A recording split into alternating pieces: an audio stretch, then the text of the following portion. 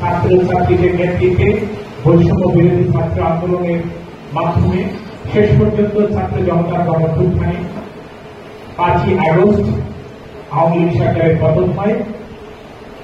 এই জুলাইয়ের অভ্যুত্থানে যারা নিহত হয়েছেন, শহীদ হয়েছেন এবং বন্যায় যারা প্রায় আমরা দেখেছি টিভিতে 58 জনের ইতিমধ্যেই প্রাণহানি ঘটেছে।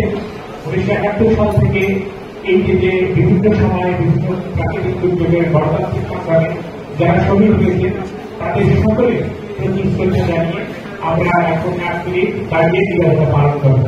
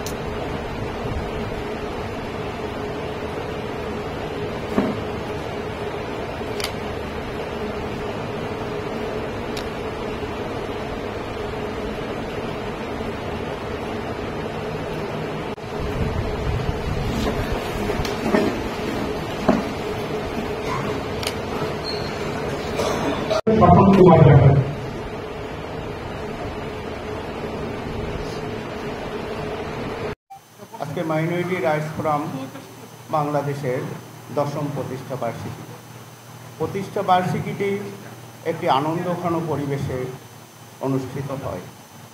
গত বছরেও আমরা বরিশালে করেছিলাম, 600 থেকে 700 লোকের সমাবেশ ঘটেছিল এই প্রতিষ্ঠা বার্ষিকীতে।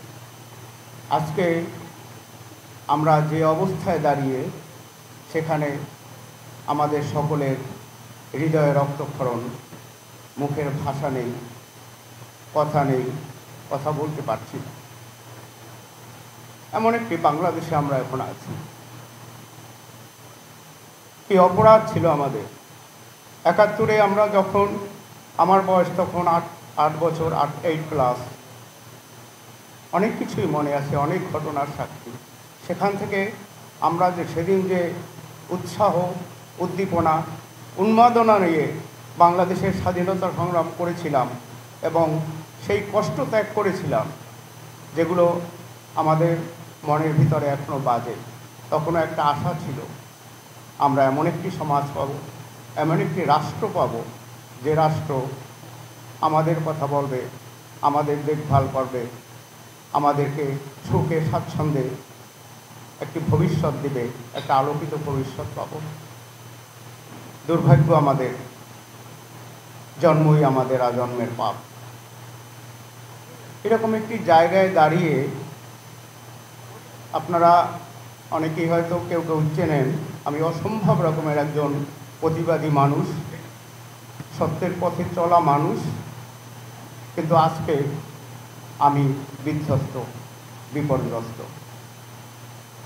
71 সালেও আমাদের যে ভাবনা ছিল, যে আশা ছিল, আকাঙ্ক্ষা ছিল, অত কষ্টের পরেও যেখানে আমাদের সেই শরণার্থী শিবিরে প্রায় 4.5 লক্ষ লোক আমরা ওখানে হারিয়েছি, তাদের কোথায় সমাধি, কোথায় কি আমরা কেউ জানি না। 71 সালে আমাদের বহু লাশ, লক্ষ লক্ষ লাশ সলিল সমাধি হয়েছে। একটা মানুষের দাম ছিল 20 টাকা। 20 টাকার বিনিময়ে একটা মানুষকে ধরিয়ে দিত, তাকে মেরে ফেলতো, 20 টাকা পেত। এটা আমার দেখা জিনিস। চান্দু মোল্লা 3 জন ধরে আসলে বলতো আজকে 60 টাকা পেয়েছি, 3 জন মালাউনকে ধরে দিয়ে এসেছি, 3টাকে মেরেছে। এই 20 টাকার মানুষগুলো, আমরা তো মনে করেছিলাম যে আমরা একটি সময় এমন একটি জায়গায় যাব যে বাংলাদেশে আর আমার দাম 20 টাকা থাকবে না, আমি একজন অমূল্য সম্পদ হিসেবে, এই দেশের নাগরিক হিসেবে আমি বসবাস করব। কিন্তু আজকের পরিস্থিতি, প্রেক্ষাপট, বিভিন্ন আন্দোলন সংগ্রাম, অনেক কিছুই দেখেছি। আমরা আমাদের যে প্রধান দাবি, আমরা আলাদাভাবে আমরা তো কোনো কিছু চাইনি এদেশে। আমাদের যত ঘর পড়েছে, লক্ষ লক্ষ ঘর আমাদের জ্বালিয়ে দেওয়া হয়েছিল, 71-এ খান সেনা এবং রাজাকারেরা জ্বালিয়ে দিয়েছিল। সেই ঘরে তো একটি টিনও আমরা পাইনি। আমাদের সেই পোড়া টিনে বাঁশের খাঁচা দিয়ে আবার সেই বাংলাদেশে আমরা বসবাস শুরু করেছি, একটি সমৃদ্ধ স্বপ্নের, একটি উজ্জ্বল ভবিষ্যতের লক্ষ্য নিয়ে।